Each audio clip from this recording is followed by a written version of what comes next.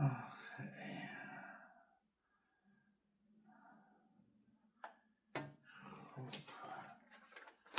اینم اون کامپیوتر 21 دقیقه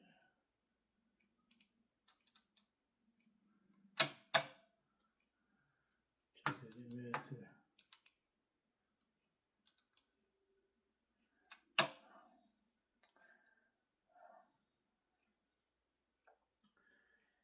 خب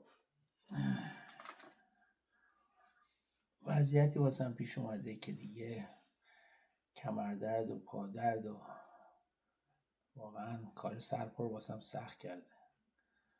ولی سخت بدونم که بتونم برگردم سر یک کاری که داشتم، کاری که همش سر پاست و به کمر و به پاهم فشار میاد.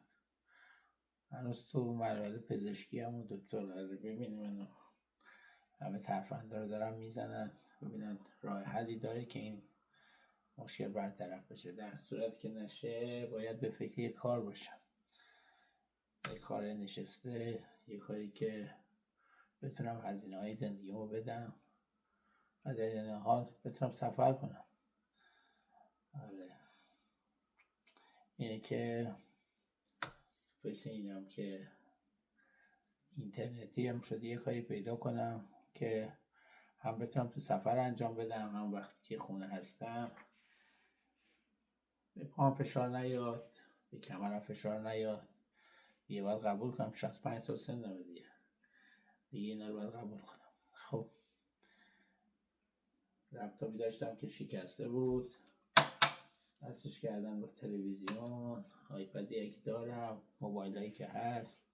حالا باید یاد بگیرم که چطوری واقعا تو این سفری که آلاسکا رفتم با کروز خیلی ها با خود بعد از اینکه میدیدم من این همه دوربین و سپایه و لپتاپ و اینا دارم، آیپد و اینا دارم، لپتاپ و آیپد همه چی با هم بود، ازم سوال میکردم بلاگر هستی؟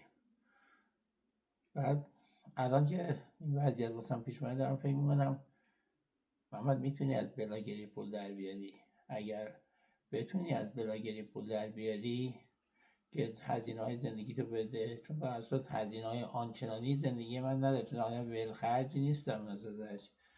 یه سری هزینه هایی که اجاره خونه است و ماشین و بیمه و یه اینترنت و اینجور چیزات، چیزی مثلا خیلی چیزی ندارم. اینا رو بتونم بدم و بتونم سفر بکنم، با توجه که دوستای گردشگری دارم که در سراسر دنیا هستن.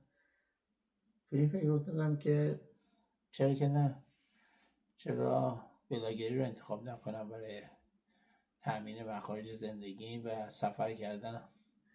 حالا چجور بلاگری بشم و اینا باید روش کار کنم. خب از همینجا شروع کنیم، از همین خونه توی آمریکا تو 65 سالگی.